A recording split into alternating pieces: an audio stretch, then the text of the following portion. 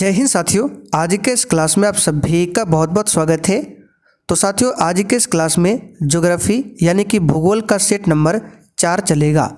इससे पहले आपका टोटल 3 सेट हो चुका है और सभी सेट का पीडीएफ आंसर के साथ में बैच में अपलोड कर दिया गया है।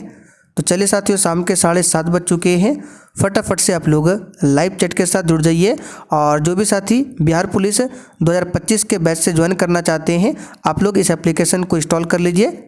ठीक है, तो एप्लीकेशन जैसे इंस्टॉल करेंगे आपको यहाँ पर हमारा व्हाट्सअप नंबर मिल जाएगा, उस पर मैसेज करके आप लोग इस बैच के बारे में डिटेल्स में जानकारी ले सकते हैं। बाकी बैच में क्या क्या मिलेगा आपको क्लास के लास्ट में भी बताया जाएगा, इसलिए पूरा क्लास को देखिए।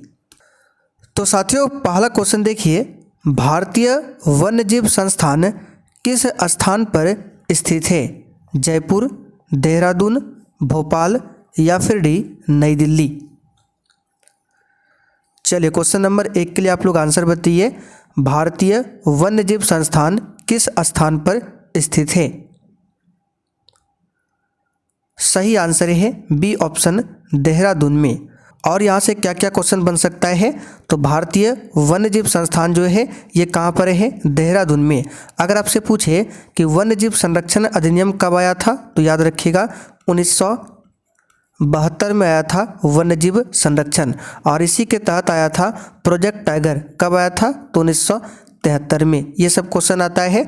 अच्छा, अगर आपसे पूछे कि पर्यावरण संरक्षण अधिनियम कब आया था, तो लिख लीजिए 1986 में आया था पर्यावरण संरक्षण अधिनियम।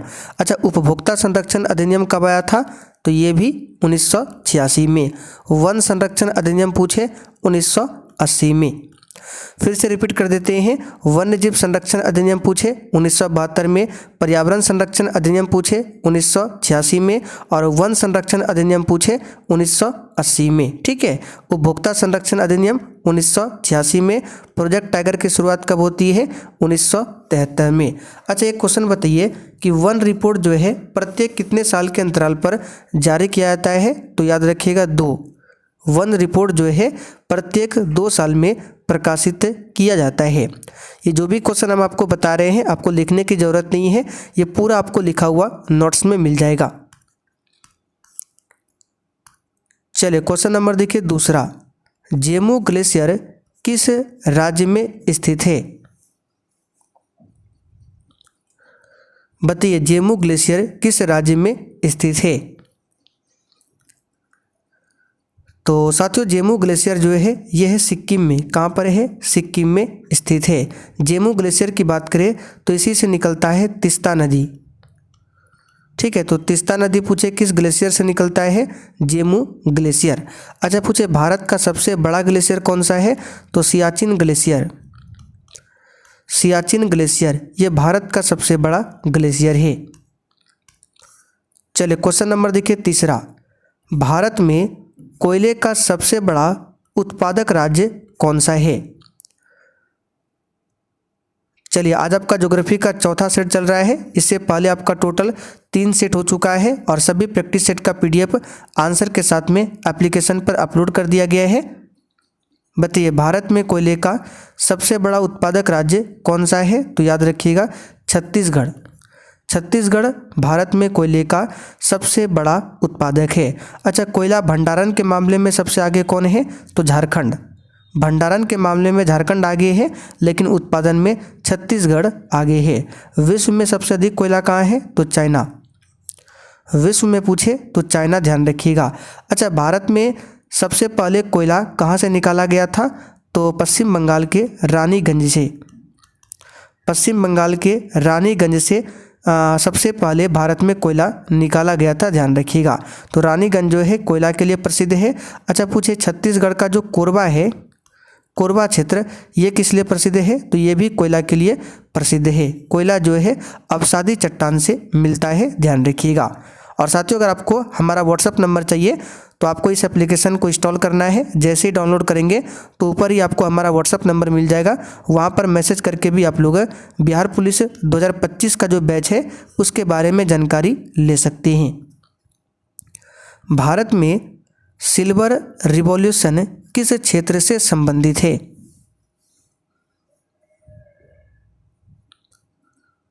बताइए, भारत में सिल्वर रिवॉल्यूशन इसका मतलब होता है रजत क्रांति।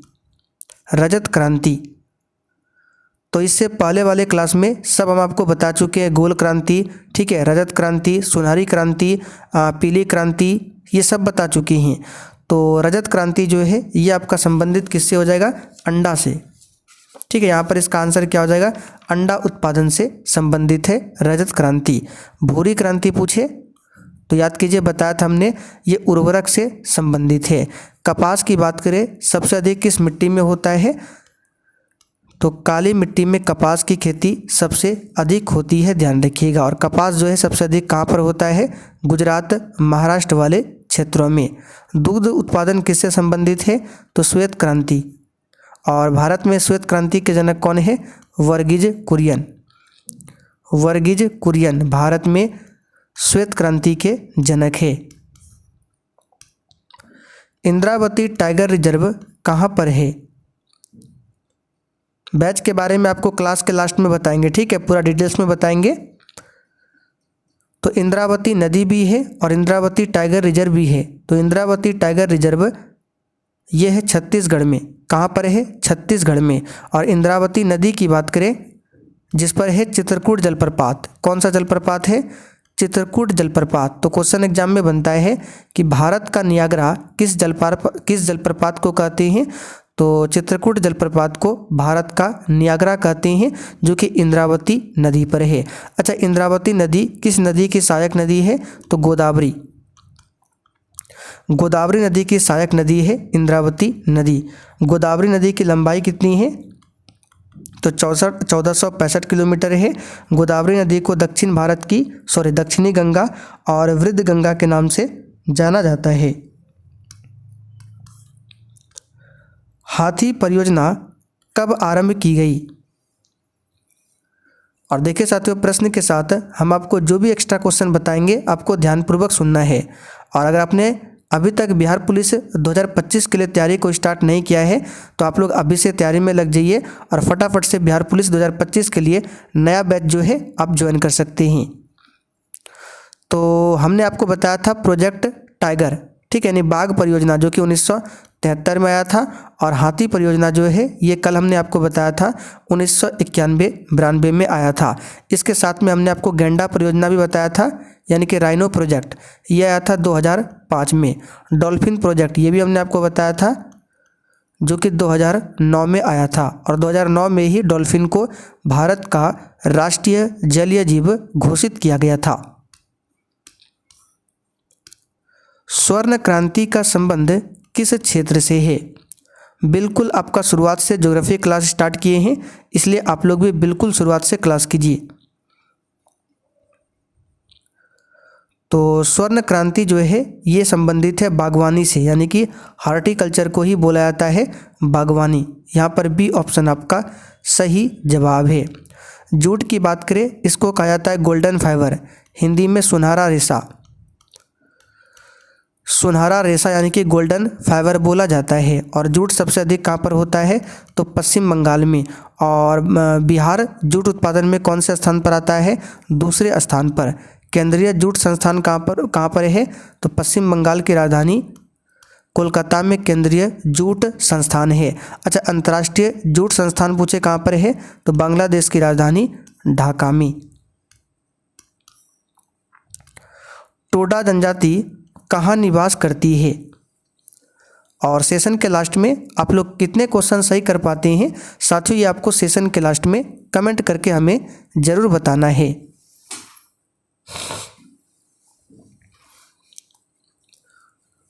तो याद कीजिए, हमने आपको बताया था टोडा जनजाति नीलगिरी की पहाड़ी में, नीलगिरी क्षेत्र में निवास करती है।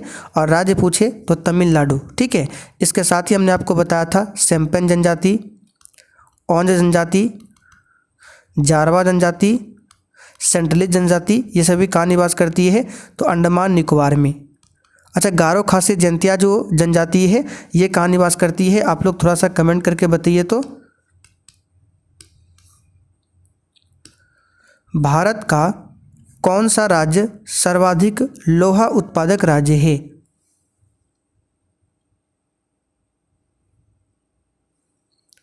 तो सबसे अधिक लोहा उत्पादक राज्य हो जाएगा आपका ओडिशा।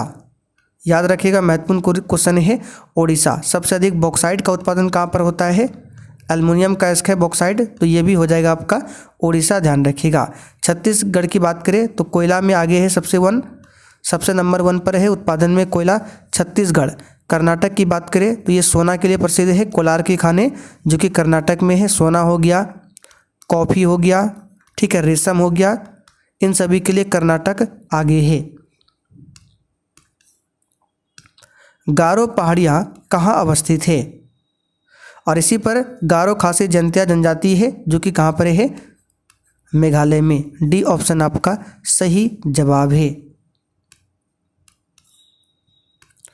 इंदिरा गांधी नहर का उद्गम स्थल कहाँ से है? बिल्कुल इसी टाइप से आपके एग्जाम में क्वेश्चन आते हैं। और साथियों आपका प्रीवियस ईयर क्लास भी चल रहा है, ठीक है, जिसमें आपका टोटल 6 क्लास हो चुका है प्रीवियस ईयर में। 7 अगस्त का पेपर, 11 अगस्त का पेपर और 18 अगस्त का पेपर आपका कंप्लीट हो चुका है। ये सब क्लास कहाँ पर मिलेगा? तो इसी बिहार पुलिस का जो 2025 का बैच है, इसी में आपको सब कुछ मिल जाएगा। अभी क्लास खत्म होने के बाद आपको बताएंगे।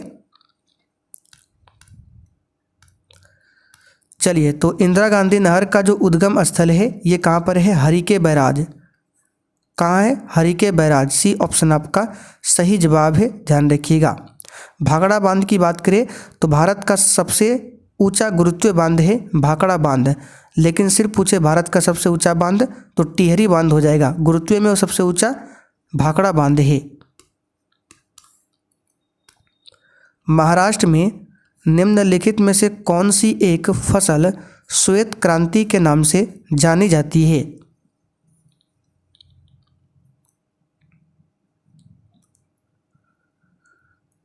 तो ये जाना जाता है कपास। कपास को बोला जाता है श्वेत स्वर्ण, ठीक है, श्वेत स्वर्ण के नाम से जाना जाता है। यहाँ पर सी ऑप्शन आपका सही जवाब है, श्वेत स्वर्ण, ठीक है। और कपास सबसे अधिक काली मिट्टी में होता है। आगे देखिए, निम्नलिखित लौह अयस्कों में से बैलाडीला में किसका खनन होता है? अब यहाँ पर देखिए लौह अयस्क की बात करें तो लौह अयस्क कौन कौन सा है यहाँ पर लिख देते हैं। मैग्नेटाइट, उसके बाद हेमेटाइट, उसके बाद लिमोनाइट, फिर सीडेराइट। ये सभी क्या है? लौह अयस्क का प्रकार है, ध्यान रखिएगा। अब इसमें से सबसे अच्छा जो लोहा का अयस्क होता है वो होता है मैग्नेटाइट। ये नंबर 1 पर है, सबसे अच्छा होता है मैग्नेटाइट। और भारत में जो सबसे अधिक पाया जाता है लोहा अयस्क का वो है हेमेटाइट। तो भारत में सबसे अधिक पाया जाता है हेमेटाइट। और हेमेटाइट सबसे अधिक कहाँ पर मिलता है? तो याद रखिएगा कहाँ पर मिलता है? तो बैलाडीला, जो कि छत्तीसगढ़ में है। बैलाडीला जो है लौह अयस्क के लिए प्रसिद्ध है। कौन सा लौह अयस्क? तो हेमेटाइट के लिए। और सबसे बढ़िया वाला पूछे तो मैग्नेटाइट। ये सब आपको नोट्स में लिखा हुआ मिल जाएगा, बूस्टर नोट्स में। निम्नांकित में से कौन सी नदी घाटी गोंडवाना युगीन कोयला के भंडार की दृष्टि से सर्वाधिक महत्वपूर्ण है? कोई भी आपको जानकारी चाहिए तो एप्लीकेशन को डाउनलोड कीजिए, वहाँ पर हमारा व्हाट्सएप नंबर मिल जाएगा, उस पर मैसेज करके जानकारी ले सकते हैं।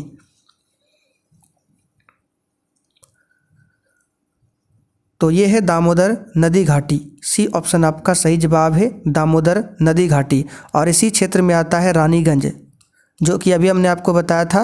रानीगंज क्षेत्र आता है जो कि भारत का सबसे बड़ा कोयला उत्खनन क्षेत्र है, पश्चिम बंगाल का रानीगंज क्षेत्र, ध्यान रखिएगा। और दामोदर नदी को बंगाल का शोक भी बोला जाता है। चलिए आगे बढ़ते हैं। यहाँ पर देखिए आपको बताना है कौन इसमें से सुमेलित नहीं है।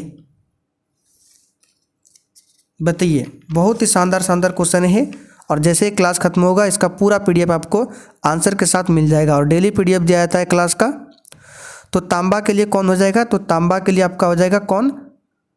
चलिए बताइए फटाफट से। तो यहाँ पर देखिए आंसर जो आपको करना है कूट के माध्यम से, देख लीजिए, कूट के माध्यम से आपको आंसर करना है।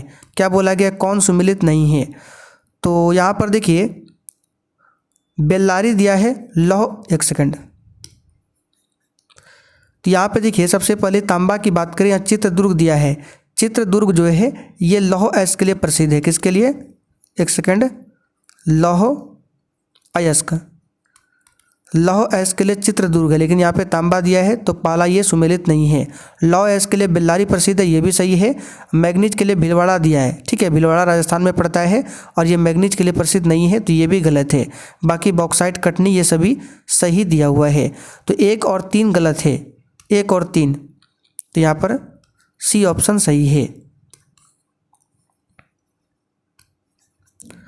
निम्नलिखित को सुमेलित कीजिए और सही उत्तर का चयन नीचे कूट के माध्यम से बताना है। तो यहाँ पर देखिए, सबसे पहले सोना की बात करें तो अभी हमने आपको बताया था कर्नाटक का जो कोलार की खान है वो सोना के लिए प्रसिद्ध है, तो ए नंबर का हो जाएगा 2।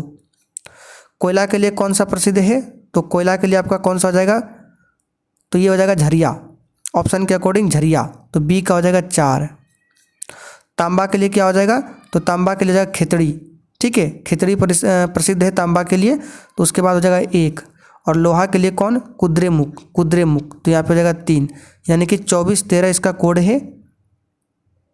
यहाँ पर देख सकते हैं डी ऑप्शन में दिया हुआ है 24-13। ये जो भी हम आपको बता रहे हैं, जो भी मिलान किए, इसको याद करना पड़ेगा आपको। निम्नलिखित में से कौन सा तट पश्चिमी तट का भाग नहीं है। जैसे कि भारत का नीचे साइड का मैप है, ठीक है, तो ये आपका हो जाएगा पश्चिमी तट, ये पूरा, और ये हो जाएगा आपका पूर्वी तट। तो काठियावाड़ तट हो गया, कोंकण तट और मालाबार तट, ये तीनों जो है पश्चिमी तट का भाग है, जबकि कोरोमंडल तट जो है ये आपका पूर्वी तट का भाग है, ठीक है, पूर्वी तट का भाग है कोरोमंडल तट, ये आपको ध्यान रखना है। धूपगढ़ चोटी स्थित है, बताइए इसका आंसर क्या होगा। धूपगढ़ चोटी स्थित है,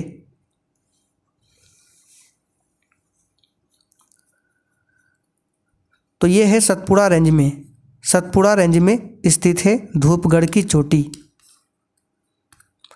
निम्नलिखित में से किस राज्य की भूमि भारत के पूर्वी और पश्चिमी तटों पर है। इस क्वेश्चन का डिस्कशन पहले ही कर चुके हैं, आप देख सकते हैं पीछे वाला वीडियो। इसका होगा पांडिचेरी, ये पूर्वी तट और पश्चिमी तट दोनों पर स्थित है।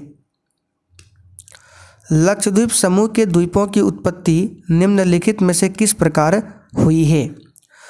तो लक्षद्वीप कहाँ पर पड़ता है, तो जैसे कि भारत का मैप है, तो इधर आपका है अरब सागर और इधर क्या है बंगाल खाड़ी, और नीचे क्या है, तो नीचे हिंद महासागर। तो लक्षद्वीप समूह यहाँ पर है, टोटल छोटे छोटे 36 द्वीपों का समूह है लक्षद्वीप, और इसकी राजधानी है कवरत्ती। और अरब सागर में जितने भी द्वीप है वे अक्सर प्रवाल भित्ति से निर्मित हुए हैं। तो लक्षद्वीप समूह के द्वीपों की उत्पत्ति किस प्रकार हुई है, प्रवाल उत्पत्ति से, ध्यान रखिएगा। ये सब बता चुके हैं पहले ही। न्यूमुर द्वीप कहाँ पर है,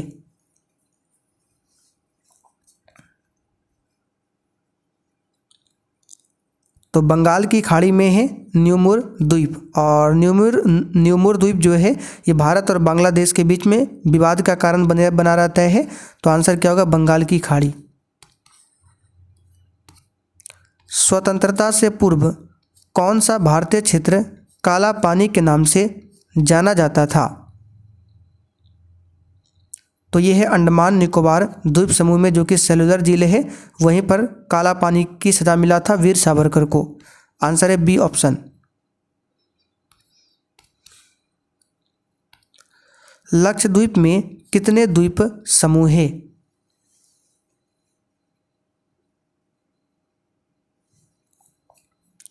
आंसर है 36।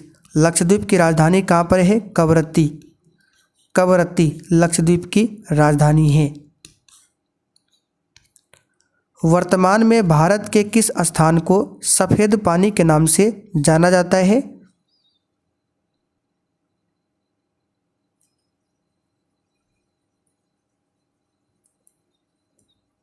आंसर है सियाचिन ग्लेशियर को। सियाचिन जो कि भारत का सबसे बड़ा ग्लेशियर है, इसको सफ़ेद पानी के नाम से जाना जाता है।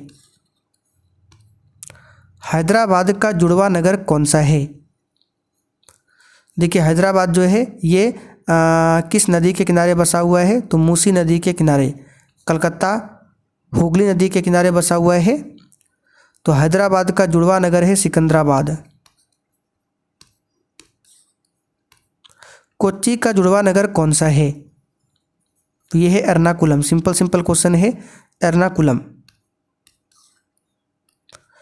भारत का क्षेत्रफल कितना है? देख सकते हैं कितना सिंपल क्वेश्चन है, लेकिन ये क्वेश्चन एक बार बीपीएससी में पूछा गया था। भारत का क्षेत्रफल, तो आपको भारत का क्षेत्रफल और बिहार का क्षेत्रफल दोनों पता होना चाहिए। भारत का क्षेत्रफल है 32,87,263 वर्ग किलोमीटर और बिहार का क्षेत्रफल है 94,163 वर्ग किलोमीटर। तो दोनों आपको ध्यान रखना है।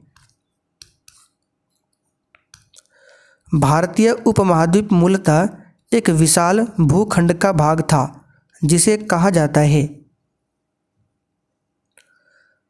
तो भारतीय उपमहाद्वीप जो है गोंडवाना लैंड का भाग था। यहाँ पर डी ऑप्शन आपका सही जवाब है। उत्तर प्रदेश की सीमाएं कितने राज्यों और केंद्र शासित प्रदेशों के साथ लगती है? तो उत्तर प्रदेश की सीमाएं टोटल 8 राज्य और 1 केंद्र शासित प्रदेशों के साथ लगती है, यानी कि 8 + 1 9। तो आंसर क्या हो जाएगा? 9। केवल राज्य पूछे तो 8। न्यूमुर द्वीप किन 2 देशों के मध्य विवाद का कारण है? तो ये बंगाल की खाड़ी में है और अभी हमने आपको बताया भारत और बांग्लादेश के बीच में विवाद का कारण है न्यूमुर द्वीप। आंसर क्या हो जाएगा? B option. तो साथियों, आज ज्योग्राफी का चौथा प्रैक्टिस सेट यहीं पर समाप्त होता है। अब जिनको भी बिहार पुलिस 2025 के लिए नया बैच चाहिए, आइए आपको बताते हैं बैच को कैसे ज्वाइन करना है। तो यहाँ पर देख सकते हैं ये है आपका बिहार पुलिस का बैच। तो सबसे पहले ये वाला एप्लीकेशन प्ले स्टोर से जाकर अपने मोबाइल में इंस्टॉल कीजिए और जैसे ही ओपन करेंगे तो आपके सामने इस प्रकार से इंटरफेस शो होगा। आपको ऑल कोर्स पर यहाँ पर क्लिक करना है। जैसे ही क्लिक करेंगे तो ऊपर ही आपको मिल जाएगा ये बिहार पुलिस का बैच। तो यहाँ पर बाय नाउ का ऑप्शन लिखा हुआ मिलेगा। तो जैसे ही बाय नाउ करेंगे, ठीक है, पेमेंट करने के बाद आपका बैच चालू हो जाएगा। बैच में क्या क्या मिलेगा तो यहाँ पर देख सकते हैं डेली आपको क्लास मिल जाएगा, क्लास का पीडीएफ मिलेगा आंसर के साथ में। सब्जेक्ट वाइज क्लास आपको मिल जाएगा डेली, इसका भी पीडीएफ मिलेगा आंसर के साथ में। प्लस दोनों क्लास में जो भी एक्स्ट्रा क्वेश्चन बताते हैं उसका पूरा प्रॉपर तरीका से तैयार किया हुआ नोट्स आपको मिलेगा इस बूस्टर नोट्स में। ठीक है, इसमें टोटल लगभग हम 32 नोट्स डाल चुके हैं, आप लोग जाकर देख सकते हैं। बाकी आपको छोटा छोटा सब्जेक्ट वाइज शॉर्ट नोट्स भी मिल जाएगा जहां से एग्जाम में क्वेश्चन डायरेक्ट बनता है। पिछले 12-13 साल का बिहार पुलिस का क्वेश्चन बैंक मिल जाएगा, साथ में स्पेशल बिहार जीके का भी नोट्स आपको मिलेगा। तो ऑफर सीमित समय के लिए है, आप लोग जाकर इस बैच को ज्वाइन कर सकते हैं। ऑलरेडी बहुत सारे बच्चों ने बैच को ज्वाइन कर रखा है और हमारा व्हाट्सअप नंबर चाहिए तो जैसे ही ओपन करेंगे आपको ऊपर ही नंबर शो हो जाएगा।